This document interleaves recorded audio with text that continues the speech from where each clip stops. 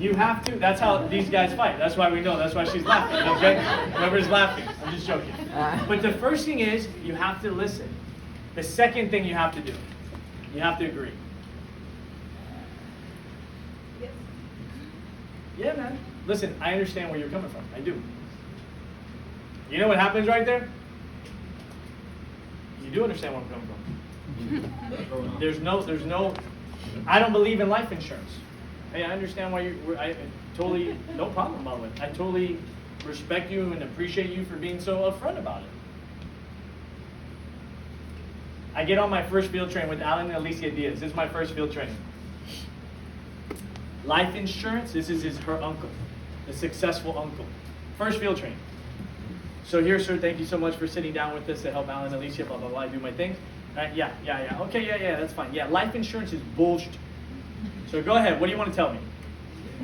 That's how the first field training started. What do you do there as a field training? How many of you guys that scares you right there? You're like, oh my God, I wouldn't know what to say. And you know what I did? I was like, man, I'm sure you have a real reason to believe what you just said. Tell me about it. See, most people go into defending. Why? You don't even know what the real objection is. You don't even know the story. So you got to ask more what? Questions. Ask more questions. Objections require more questions, not more statements. Stop trying to defend, start asking. So yeah, cool, man. Tell me, you have a reason to believe that. Tell me why you believe that. If I wasn't in sales, wouldn't that be the natural conversation? Yeah. Life insurance is horrible. Yeah, well, why do you say that? That's what I would ask. All right, then he says, oh, because I had an agent and they sold me this policy and I put all this money and then, you know, when I canceled it, I lost everything. I said, so they didn't tell you that you had a penalty the first 10 years? No, they didn't tell me that. I said, then I feel the same way you feel. Because in anything that you do, when somebody doesn't fully disclose something and then you find out afterwards, you feel like they took advantage of you and lied to you, right? Yes. What is he doing with me now? Agreeing. Agreeing. Right? So now I can introduce new information to him. All that I did, somebody's like, wow, that's awesome. All I did was say, you probably have a really good reason to feel that way. Tell me about it. And then I agreed with the point that he said. So now him and I are on the same side instead of him feeling like I'm selling him. Right? And I said, by the way, what do you do for a living? And he says, I run a body shop. I said, man, you know what? The other day I crashed my car and I took it to this body shop and they ripped me off. Body shops are bullshit. And he was like, I said, but not all of them, right? And he was like, yeah, you're right, George. Do you know how we get good at this? You know how we get good at this? You know why, like, do you notice how fast at Train the Trainers felt response to objections? I'm still thinking of what I'm going to say. Just so you know, like, felt like answered 7 questions while I'm still trying to figure out my rebuttal. Okay? Why? Because he's gotten so many objections that he just said his brain is like a programmed computer. This objection, this response. This objection, this response. This objection, this response. You're going to get that good. But there's only one way for you to get that good. For you to get those objections and for you to expose yourself to it. You know? Okay, isolate the objection. The whole idea behind this, which Tom Hopkins teaches as well, isolate the objection, feed it back to them, and then overcome it. What you don't want to do is you don't want to be in an RI, and the person says, man, I'd really love to do this, but I'm just really busy with my time. And then what do? You overcome that objection. And then after that, they say, you know what, and yeah, that makes a lot of sense, but I also, you know, it's the money thing. And then what do? Boom, you try to overcome that objection, right? And yeah, I guess so. You know, but then we got the thing with the kids, right? You know what happens the second or third time you've overcome an objection? You feel like you're having to convince them. You don't feel good. It feels dirty. It feels like you're desperate, right? I hate feeling that way. So one of the things you do is you say, cool, let's do this. Tell me all the reasons that you don't think you could do this. Tell me all the reasons what you don't like about the policy. Or tell me all the reasons you guys maybe want to consider something else. Okay, cool. What else? What else? What was the name of the book we read like 3 months ago? And it was about this guy that sales. No, not that one. I raised myself from failure to success. How I raised myself from failure to success. He says after every time he's ever gotten an objection, that the objection that people gave was never the real objection. And he would say, you know, I really appreciate that. I believe there's maybe another reason as well. Is there anything in addition to that? You know, that could be, hey, listen, I totally understand that. Listen, most people have other concerns too. Is there any other concern that you have? If you notice what happens to my voice when I do that, I'm calm. Okay? When you're selling, right, and you're overcoming an objection, you're answering questions, very calm. The tone has to change. Yes. Some people they overcome objections and they're like, that person's gonna feel like you're desperate or aggressive, one of the two. Okay? The only reason you do that is you don't know what to say, you don't know what to listen, you don't know how to agree, you don't know how to ask questions. You know what the benefit of questions are? When I was 19, I asked all these questions and people say, man, George is asking great questions. You know why I ask questions? Huh? You were trying to think of. Yeah. I was just trying to think of like, what do I say? I have no idea what to say. I've never sold life insurance in my life. I'm 19 in the field telling you need a policy. And they'd be like, I don't know what to tell this person. Who's felt that way? I felt that way all the time when I went on appointments. Right? So then I was like, I'd ask a question and then it would give me time to think. Right? So isolate the objection, overcome it. Right? This one here, this is a field training objection. Like you go in the field and somebody says, what do you want? Why are you here? Why are you asking me these questions? Right? If you're ever with somebody in the field that way, couple things, right? This is a response. Our firm believes in hands-on training. I have two outcomes. First, I would like for you to understand what Maria does, so if you ever need or know somebody who does it, then you can use Maria or refer somebody. Secondly, for Maria to learn how to explain our products and services. By the time she's licensed, she can be a certified field trainer with us. Yes. You guys have that full explanation in there, right? Yeah. Beautiful. Okay. On here, whenever you're asking questions, there's always like a 2 to 3 question max that you should ask in terms of layer. Like, I'll give you an example. Oh, how'd you guys meet? Oh, that's cool. How long you been married? Oh, that's cool. Any kids? Oh, that's cool. That's probably where it should stop. Unless I'm going into the kids, right? Then there's what? 2, 3 questions on kids. Oh, that's cool. How old are the kids? How many kids do you guys have? 4. Wow, awesome. How old are the kids? Very cool. Very cool. Right? I'm not going deeper unless we're what? I have kids and my kids are their kid and then we're relating, then that's different. Right? But then I'm sharing information about me on how that relates. So I don't want to go past like 2 to 3 questions deep because then it just gets a little bit weird. Yeah. Sometimes when you're in the field, I've seen new agents do this, they try to build too much rapport. And it's like, brother, I am so busy, like, come on now, what are we doing here? Tell me, get to the field training part, right? So you gotta build rapport and you gotta know when it's too much. And sometimes you're gonna mess it up. Okay? Any questions on this part? Yes. What was your source for responding those objections? You just think about it and...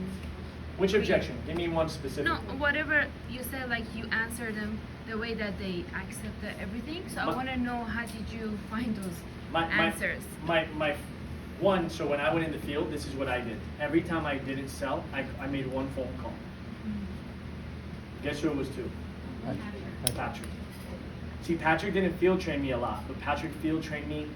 He post field trained me. He debriefed with me 40 times, 50 times. So every time I didn't close, Pat, I sat with the person, this is what they said, I didn't do a policy. And what did you say? I didn't know what to say. Okay, let's role play it. So that's how I learned. Okay? Now, God bless you. Now, it's just a little bit more comfortable conversation. When you believe in what you do and you know it, you don't have to worry about remembering. So it becomes, just so you know, the stress level, for some of you guys that maybe have a high stress level, this business becomes very comfortable over time. You eventually go in and you're like, yeah. You like, literally, it's like, it's the easiest thing in this business. At the beginning, it seems like you'll never get there. I promise you, one day you'll get there, and it'll be the easiest thing for you to sit with people in the field. Or recruiting interviews, okay? All right, let's go next. Feel, felt, found. I want to think about it. Okay? You guys have heard feel, felt, found, I'm assuming. You've heard that before? Yeah. Okay. One of the ones that's not on here that we do a lot is fit, function, finance. Have you guys practiced fit, function, finance? Okay, who wants to role play with me?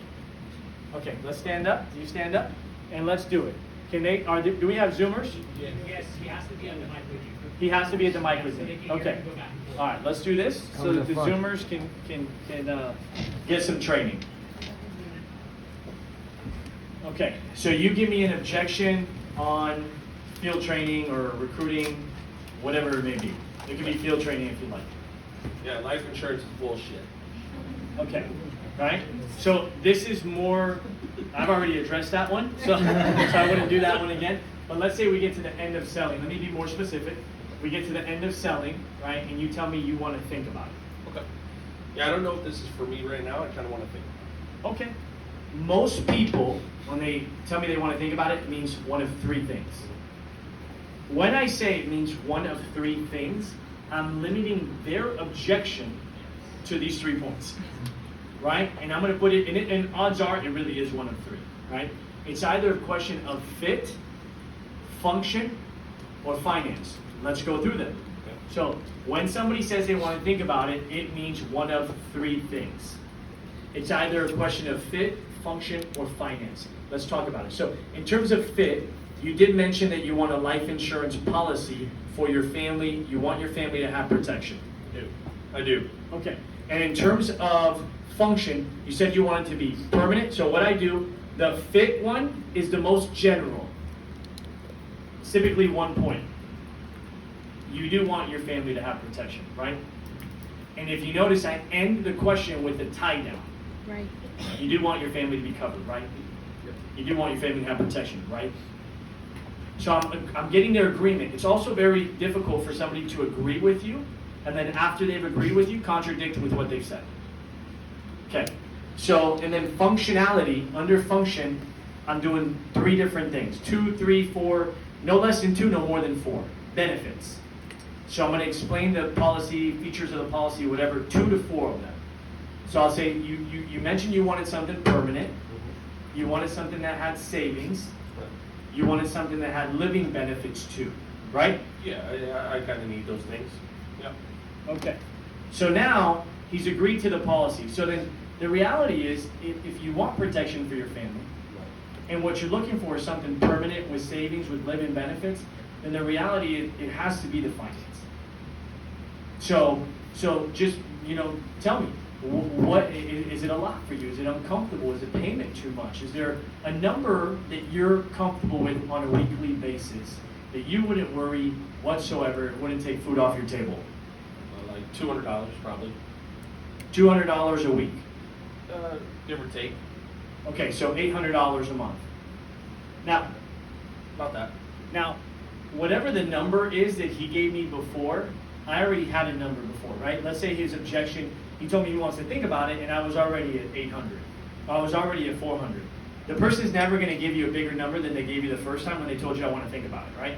So what I know in my mind is most people, whatever they tell me, they can typically do half of that without having to worry or stress or whatnot. So if somebody says, oh, we can do 500, you know what I look at? How much savings does this person have in the bank? How much are they saving? What's their investment attitude, right? Do they have that? If a person tells me 500, they have nothing, they've never saved a penny, odds are it's going to be a little bit too much for that person, even if they can start with it, right? So I'd say, so really, you said you could do 400. I think 400 may be a little bit too expensive right now with all the other commitments you have. And I'm understanding, I'm reasoning with him, right? I'm not disagreeing. So what do you feel comfortable with on a weekly basis, like no matter what? Like $90 probably. Is that your high, your middle, or your low? I'm probably middle. I'm comfortable with that. So $90 is comfortable. Comfortable. Okay, that's a good question to ask. Is that your high, your middle, or your low? So if somebody says, I could do $200, is that your high, your middle, or your low? No, that's my high. Then you know what? They're probably really comfortable with what? 150, 100 maybe? And 50's like, yeah, I can do that all day. Right? I'd rather get a policy and then help that person build it up than try to stay there and argue with them for 4 hours about why they can do $200 a month. I'm not trying to do that. Okay, awesome. Any questions on that? No, can we have a same? I want to think about it for recruiting. Yeah. So you want to think about it for recruiting. Okay. And what? It's for example for after RI. You know, you Yeah, sit down for 5 listen. minutes and you didn't do the building report. Okay. So you want to think about it after recruiting, right? No, So no. we finished the meeting. For example, after RI. BOMs, they sit down with the guest one-on-one for Uh-huh. just close the part. Okay. After BOM, Yeah. you're sitting down and you're like, hey, what'd you like most? Yeah. Right? And they say, oh, I love the fact you can make money. Perfect. Do you have any questions for me? Their questions are typically their objections. So I want to ask, do you have any questions for me? Because then I can find out the objections in the front end before the back end. Most of the time when somebody gives me an objection, I'd rather know it up front so I can build in the psychology of the objection into my presentation. So if their concern is, well, how much time is it going to take? Guess what I'm going to sell? Flexibility. Well, what does it cost to get started? Guess what I'm going to sell? The need of investing in yourself and, right, and thinking like a business owner, being willing to invest. So I get to the end of it, and if I get to the end, and they say, you know what, that's awesome, George, I just really want to think about it. Odds are I didn't really have a good enough conversation during the recruiting interview with them to identify their need and involve them. So I say, hey, this is how we get paid. Let me ask you a question. What would this income do for you? What would it do? You don't have to answer. But I'm going to ask that in the beginning. Some people finish BO and they're like, okay, this is how we get paid. This is our licenses. This is $199. Do you have any questions? No. And then you're saying, well, I want to think about it. Most people get, I want to think about it because they do a bad interview. So if you tell me, hey, this is how we get paid, don't you think it would benefit you and your family for you to have a license when it comes to money? Yeah. Right? You guys have kids, right? Wouldn't you love to be able to educate your kids since if you get a license, you learn about it, you can teach them? Yeah, that's the benefit of having a license. You know, every family should have a doctor. It's nice if they have a doctor. It's nice if they have a mechanic. It's nice if they have a lawyer. It's also nice if they have somebody that knows money. You could be that person for your family. So I've sold the value of the license. You know, because I had a after RI today, and I always close my RIs. Like out of 10, 9 of them, I'm gonna close it. But this one, it was, he already went to If primary. you close 9 out of 10, that's phenomenal, and that's a great closing ratio. So Yeah. I wouldn't focus on the one that doesn't, but Yeah. is there a specific objection that you Yes. want to ask? Yeah. What's the specific objection? So he was with other company for. He was with another company? Yeah, Uh-huh. for a while, and then he didn't like it. They forced him to get the policy. So even he said no. So he was with another company, Yeah. he didn't like it, he bought a policy he didn't want to buy. Yeah. So what was So, his yeah. objection for getting started? He said like I break down everything great, and he said at the end like I don't want to just jump on and pay again for something that I'm not sure, and I. Just Did you love schedule it. another meeting with him? Yes. Then that's what I would do. Yeah, I Yeah. did it. If a person loved everything, they've had a bad experience, and it's the end of a BOM, and they've already been on a meeting for an hour, 2 hours, I'm just going to schedule another time Yeah. with them instead of trying to close them there. Thank you. Okay, so here, feel, felt, found. Let's go next here. I can't see that top part on what it says.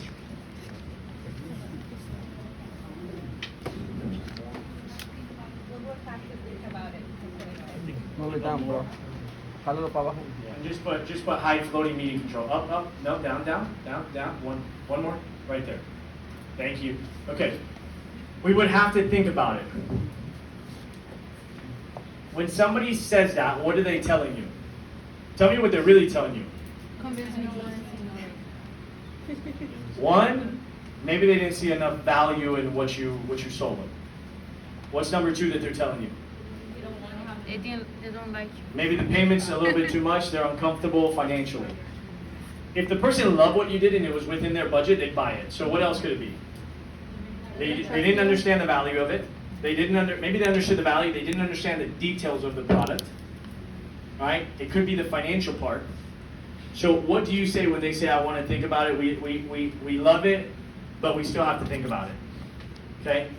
Of course, after we cover all the details, if it makes sense, which you'll be the judge of that, if that helps you accomplish your goals, you see any reason you wouldn't want to get started the next time we meet. This is a script at the end of a field training, and I say, hey, I'm glad we got a chance to sit down today, and next time we get together, I'm going to do some work, I'm going to run some numbers for you, I'm going to have a plan for you that makes sense, and I want to make sure the next time we get together, if it's within your budget, you understand it, everything makes sense, is that something that you're open to getting started? Somebody say that for me in the room. Go ahead.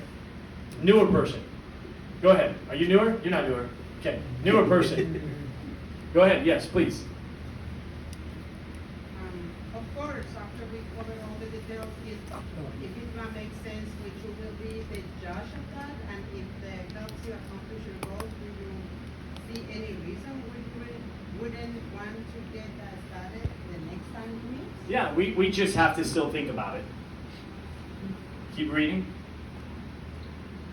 Of course, listen, if after we look at it, if you understood it, and if it makes sense all the way around, will there be any reason you wouldn't want to get it started? How many of you guys ask that question when you finish a field training? You ask the person, if you don't close on the first appointment and you set up a second appointment, how many of you guys ask this question before the second appointment when you close the first? How many of you guys don't? How many of you guys just ask for the commitment? Like, what do you feel comfortable with? And they say $50, $100, $75, $200, $300, and you're like, cool, okay, cool. Then let's schedule the next meeting, and you just close the meeting. How many of you guys do that? Okay. How many of you guys have done that? And then when you do the next meeting, they give you an objection. The reason you got that objection is because you didn't ask this question at the end of the first field training. All right. You're setting the tone for the next appointment. If that person's going to cancel, they're going to cancel somewhere in between there, which means they were going to tell you no anyways, even though they told you yes. So you save yourself time from doing a 45-minute, 1-hour meeting, and then they tell you no at the end of it. So I didn't want to ask this before. Why do we want to ask this? Like at the end of the field training, hey, I love meeting with you guys. It was awesome. I'm going to put some numbers together. I know you said you feel comfortable with like $200 a month. So I'm going to run some numbers. If everything makes sense the next time we meet together, would you feel comfortable getting that started? Right? Why don't you want to ask that question? Because you don't want to get rejected. You don't want to get a no. But when you don't ask that question, you're still going to get the no. You're just getting it after you invested another hour. Right. And now you're showing that trainee to also do the same thing. Ask the question there. Get good at asking it. 80% of your training should be role play when you guys are talking to each other. Role play, role play, role play, role play, role play. And you may think it's not important to role play. It is literally muscle memory. A person's face, when I give them an objection, I know based on their face if they feel comfortable overcoming objections. A lot of times we don't. And guess what? People see our face and they say, yep. Look, you're done already at that point. So you got to read this over and over and over and over. Okay? Any questions on this part?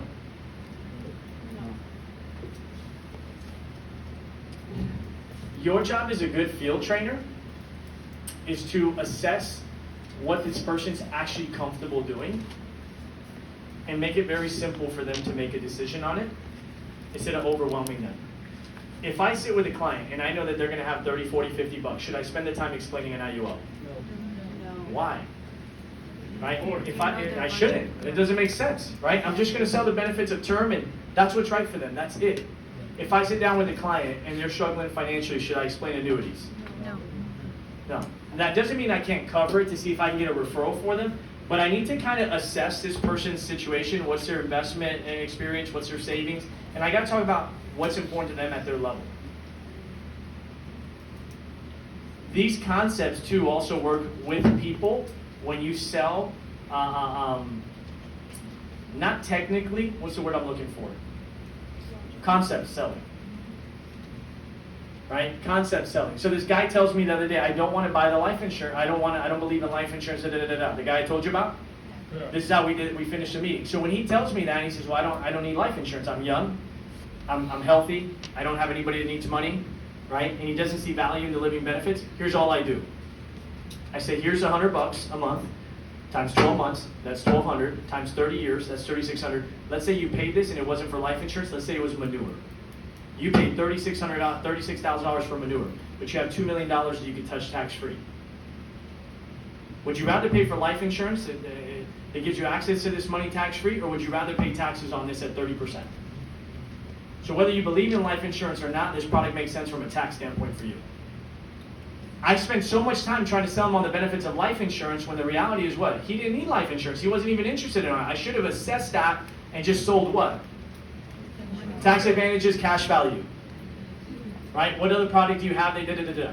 So you need to know what product does this person need? How do I sell it to that person? Am I selling it based on needs? Am I selling it based on cash value? Am I selling it based on their spouse, their kids, and talking about their wife and their kids, their husband, their kids? How am I selling this policy? Let's go to the next one, and then I'll open it up for questions.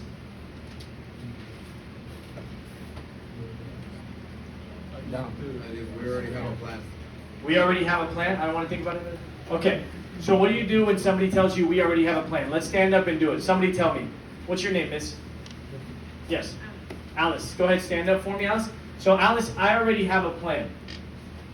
Would you agree medicine and technology improve over time? So do financial products. I would like to compare what you have to see if it's best. You would want to know what you have is the best, right? Yes. Can anybody say no to that? Okay, now say it again. So, listen, Alice, I already have a plan. I'm really good. Thank you, though. Would you agree medicine and technology improve over time? Yeah. So do Can anybody say no to that question? No. Would you, listen, John, I get you. No problem. Would you agree medicine and technology improve over time? Yes, I would. So do financial products. I would love to compare what you have to see if it's best. You would want to know what you have is the best, right? Yeah. What kind of question is that at the end? It's a tie down. It's very hard for me to say no. I don't want to know that what I have is the best. Okay. Now, so let's do one other person who's been in the business. You guys have been doing this for this class for how long? 3 months? 2 months? 4? Okay. All right. What's your name, miss? Yes. Laura. What is it? Laura. Laura. I already have a policy, Laura. I already have a plan. Okay, let me get my glasses. Sorry. Okay. Let's do you, miss. What's your name? Rachel, Rachel. I already have a plan. would you agree that medicine and technology improve over time? Yeah. Great, so do financial products. Okay. I would love to compare what you have to see what's best. Would you want to, excuse me, you would want to know what you have is the best, right? Yes, I would. Okay. Is that what you say, by the way, or do you have something you say, or do you say something different? When somebody asks you that, do you have a go-to response or no? Actually, as we're going through this, I had a message that was sent that I could have implemented that. Now that I think about it. Got it. But do you have a go-to or no? This is No, I don't. You don't. This is my go-to now. Okay, cool. All right. Go ahead. Do you have a plan? I already have a plan. Yeah. We agree medicine and technology improve over time. Yeah. So do you financial products? I would love to compare with you have to see it is the best. Okay. So Got it. you will want to know what you have is the best price. Yeah. So now, do you speak Spanish primarily? Sí. ¿Tú vendes en español también? Sí. Okay. So dígamelo en español. Ok. ¿Estás de acuerdo que la medicina y la tecnología han improvisado, ha mejorado por el tiempo? Sí, seguro que sí. Ok. Entonces, los productos financieros Hacen lo mismo. hacen lo mismo. Ujú. So, comparado con eso, tú, sí, para ver si es lo mejor para... So, entiende el concepto. La primera cosa es que una pregunta que ellos van a decir que sí, que están de acuerdo con usted, ¿verdad? Okay. So, es lo que yo quiero. I want agreement. Okay. Okay? So, just the psychology of objections, just anytime somebody gives you an objection, you want to ask a question they agree with. Okay? I already have a plan. Hey, you would agree, and it's not specific. I'm not addressing the objection. I'm addressing the idea of the objection. I already have something. What are they really saying? I don't want it. But what are they really saying? I already have something. I don't need anything. I already have something. It's the best. I'm good. I don't need it. Right? So my point with them is I want them to agree that things improve over time. Right? Ya tengo un plan. Right? And then your response back was you would agree that technology and medicine improve over time, right? Right? So do financial products. Yeah, and then it's a very simple question. So I'm asking a question, I'm making a statement, and I'm asking a question. The structure of it. Pregunta, statement, pregunta. Okay? Keep it very short. Go ahead. I I already have a plan. Yeah, en español. I already have a plan. Okay, ¿estás de acuerdo conmigo que la medicina y la tecnología han mejorado con el tiempo? Yeah, cómo no, seguro que sí. Okay, los